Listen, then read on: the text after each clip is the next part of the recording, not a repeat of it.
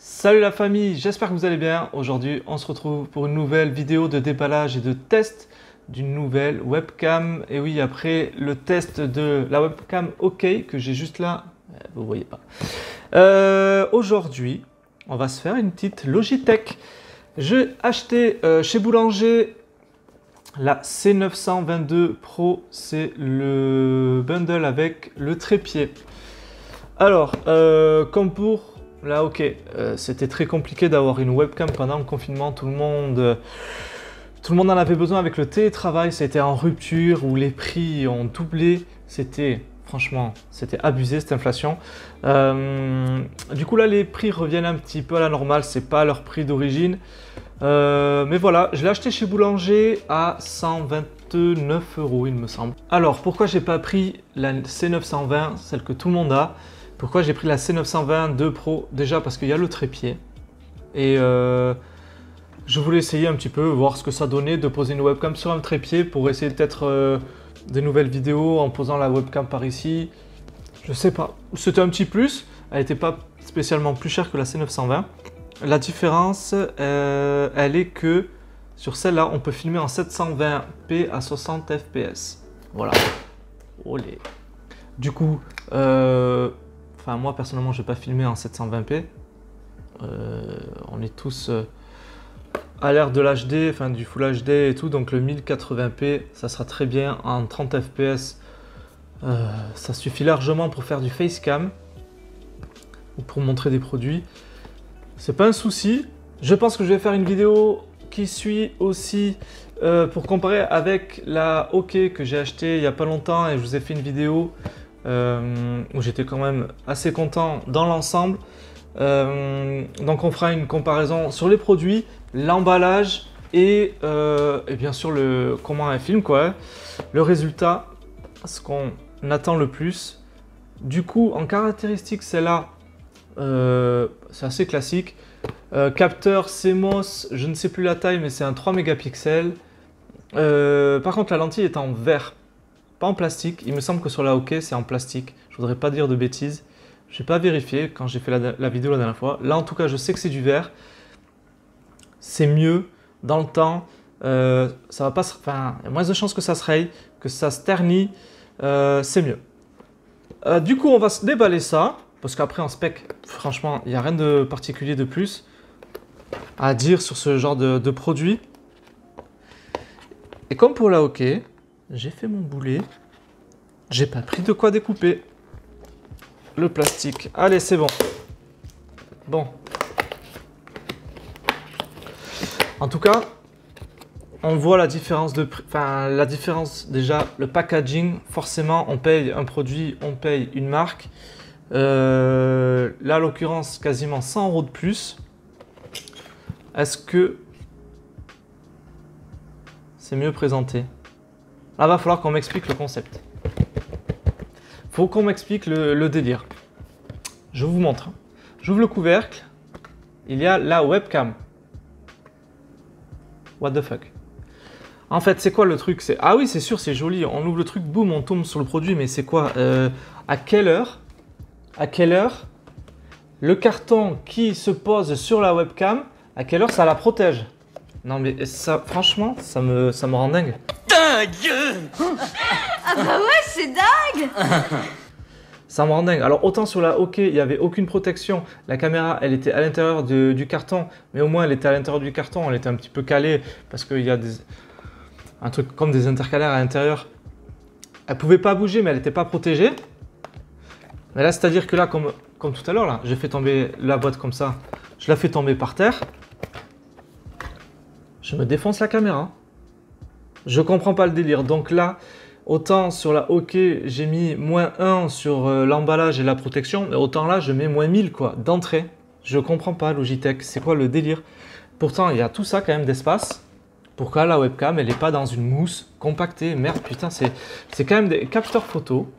Désolé, je suis mal poli, mais je suis un peu offensé, pas offensé, mais voilà, je comprends pas. Il y a de l'espace dans la boîte. Je comprends pas pourquoi on ne protège pas une webcam comme il se doit. C'est un capteur photo, c'est ultra fragile. Il y a quand même dedans des composés électroniques. Je comprends pas. Je comprends pas. Bon, c'est pas grave. On va continuer le déballage. On va pas rester sur ça. Bon. En tout cas, elle est un peu plus lourde que la OK. Il y a quand même des films de protection sur le devant. Avec les panneaux LED, vous n'allez pas trop bien voir, mais... Film protection devant, sur aussi le socle. Il y a également un pas de vis. Pour donc le fixer sur le trépied, forcément ça va de soi. Est-ce que le C900 a un pas de vis? Bonne question. Que j'aurais dû me renseigner avant de faire la vidéo.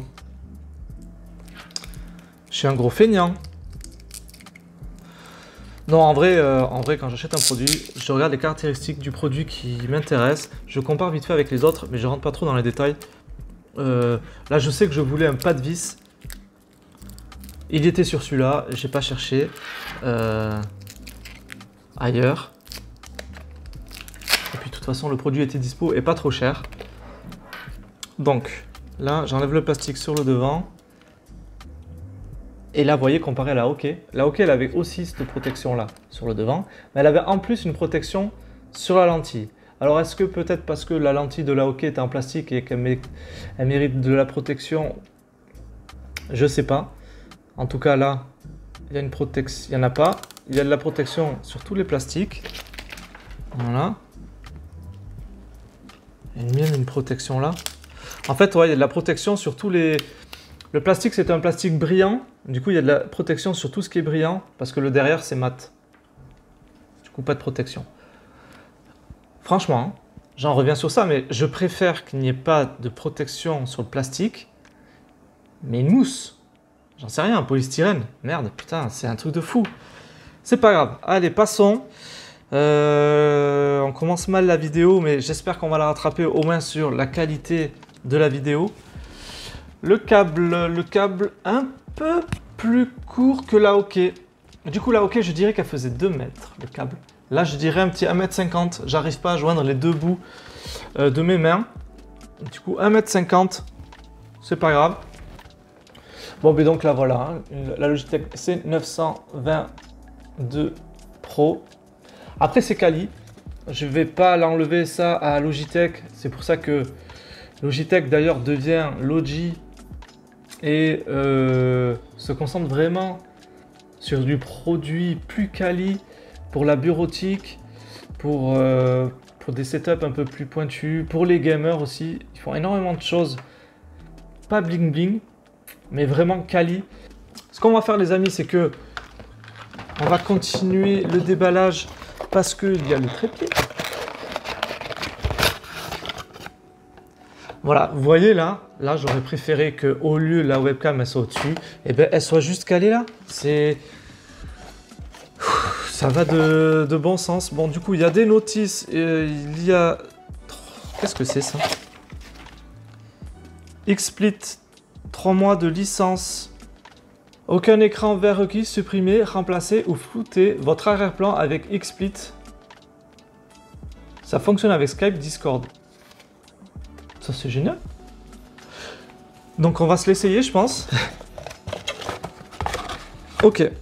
Donc ça, la boîte, je la mets de côté. Je la lance pas comme d'habitude. Parce que la boîte, elle est un peu plus quali que par exemple la Oki, qui est clairement du carton recyclé, j'ai l'impression. Donc ça, déjà, c'est un bon point. Mais là, moi, j'aime bien garder les cartons d'emballage. On ne sait jamais si je dois vendre le produit, si je dois le donner à quelqu'un, si je dois le ranger. Au moins, je sais que il va retrouver sa place initiale, bien emballé, malgré que c'est mal emballé.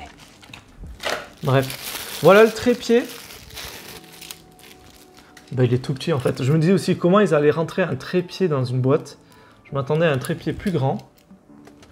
Et ben voilà les amis, le trépied. Par contre, la qualité les amis, franchement, bien fini. Pas de souci de finition. Là, ça va être pour bloquer le truc. Il y a une manivelle, donc là, j'ai une manivelle pour bloquer l'espèce de rotor là, pour pouvoir incliner la webcam. Calme-toi, Francis. Voilà. Du coup, quali. Ça, c'est bon. En même temps, quand on met 130 balles dans un produit, Et surtout chez Logitech, on sait très bien qu'ils font du produit quali. Je m'en attendais pas moins d'un trépied, même si je pensais qu'il allait être un peu plus grand, ou avec des pieds un petit peu plus extensibles. Sur les photos, il fait plus grand, clairement, mais c'est pas grave. Je pense que vous voyez pas trop là, je vous le mets là, pour vous situer par rapport à ma souris. Voilà, c'est pas ouf, mais je pense que ça suffit. De toute façon, pour poser une webcam juste là, ça suffira. C'est pas mal. Bon, les amis, ce qu'on va faire, c'est que je vais prendre la webcam, je vais la poser sur mon trépied ici, parce que là, c'est l'emplacement, je filme comme vous savez avec mon téléphone. Je vais laisser cet emplacement là. Je vais mettre la webcam un peu plus en bas, sur le trépied, dirigé comme ça. Bon, l'angle de vue un peu vers le bas, ça sera peut-être pas le meilleur angle, mais c'est pas grave. Et on va aussi installer ce petit produit avec la licence offerte 3 mois. Donc à voir après combien ça coûte, je ne sais pas, il n'y a pas marqué. En tout cas, on fait ça et puis je reviens vers vous en suivant. Allez les amis, à de suite. Mais qu'est-ce qui se passe? On ne comprend pas trop là. Je vais vous expliquer. Je vous ai dit un peu plus tôt que j'allais regarder les rushs quand je vais aller dérusher dans mon logiciel de montage vidéo. Et bien il s'avère que la qualité n'était pas ouf.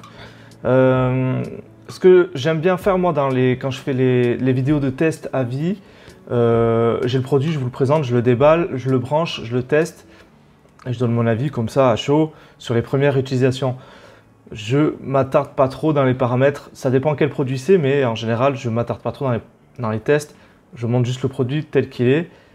Voilà, je pense que j'aurais dû faire ça avec la webcam OK.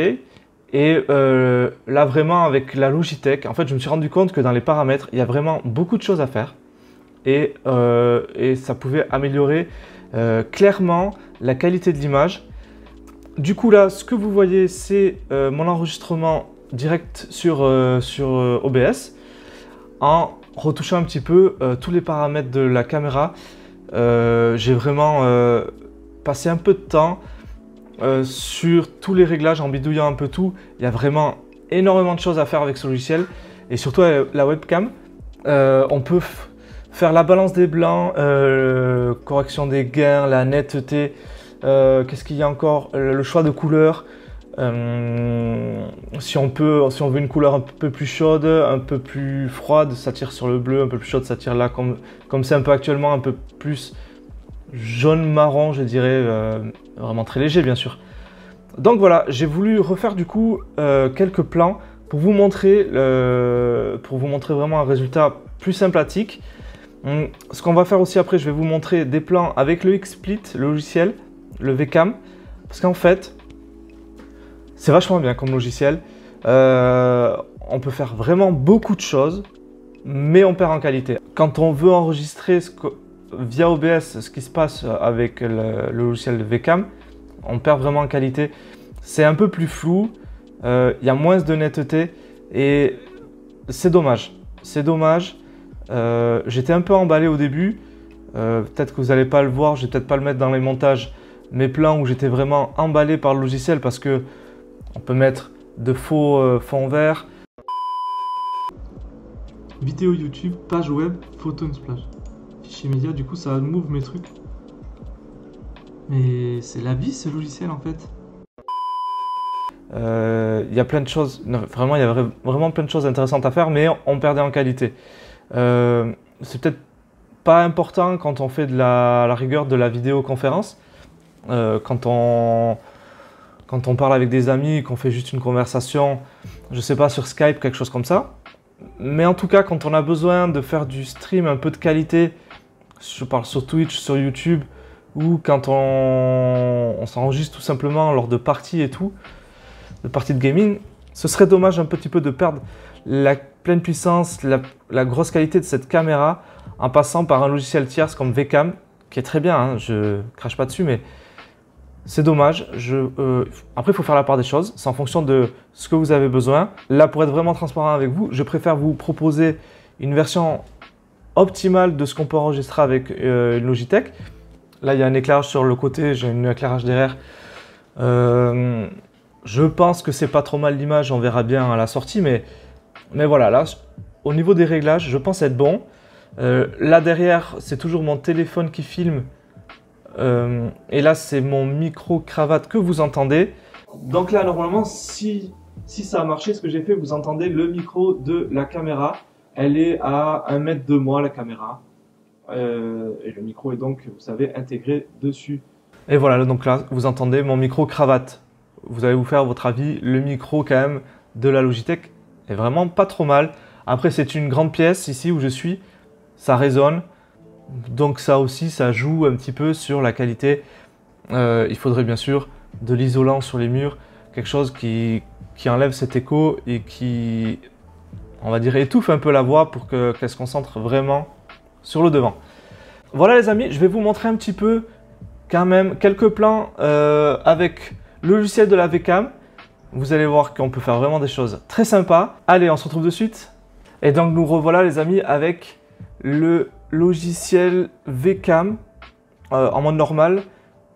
Vous voyez quand même une légère différence, je trouve. Pourtant, j'ai re-réglé les paramètres de correction de l'image, bien sûr. Netteté, comme je vous ai expliqué tout à l'heure, balance des blancs, l'exposition, le gain, enfin tout ça.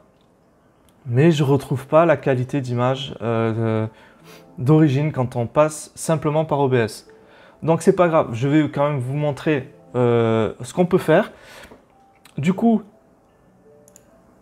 on peut se mettre des fonds d'écran comme ça. En fait, ça annule le fond vert. C'est comme si on avait un fond vert, sauf que le logiciel webcam calcule vraiment comme si on avait sur le téléphone, on faisait un mode portrait avec un mode bokeh.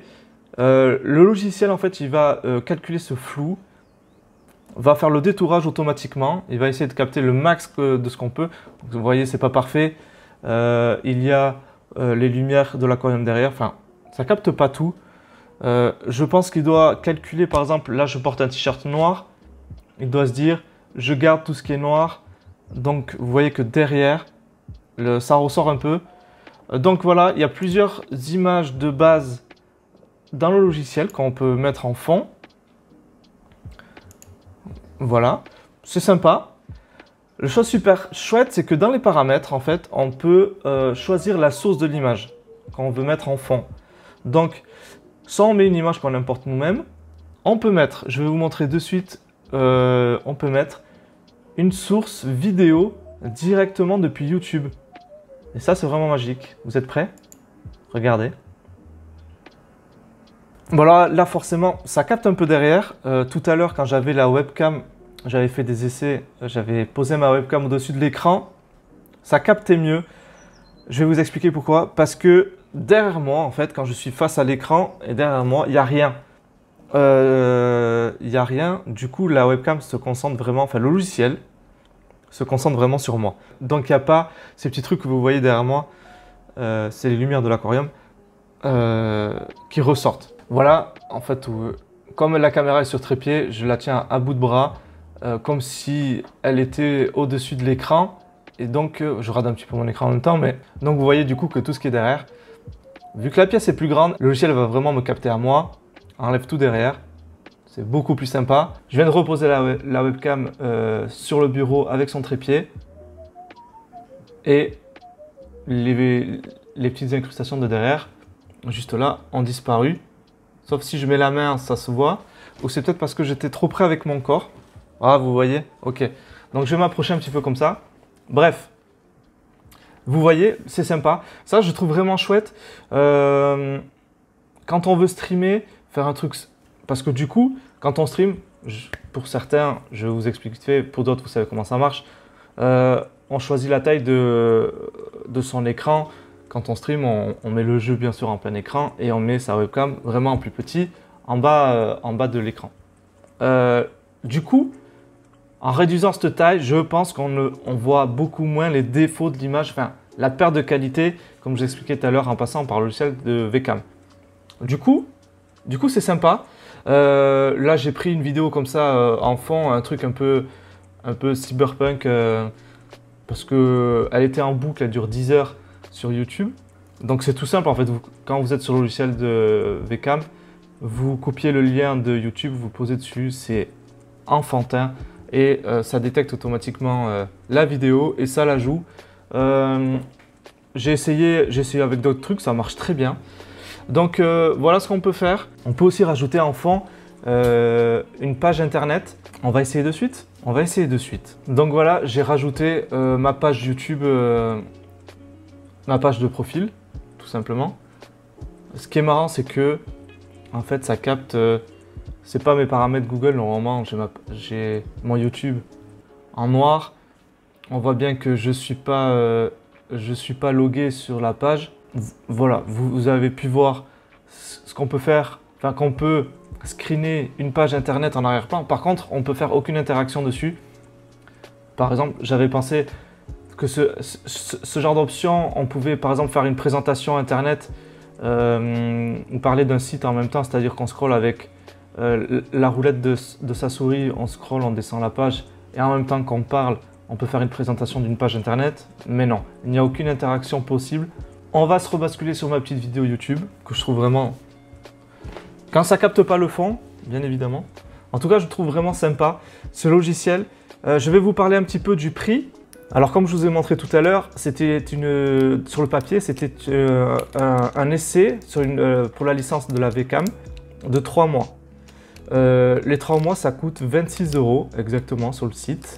Par contre, la licence à vie coûte 200 €. 200 €, pourquoi pas?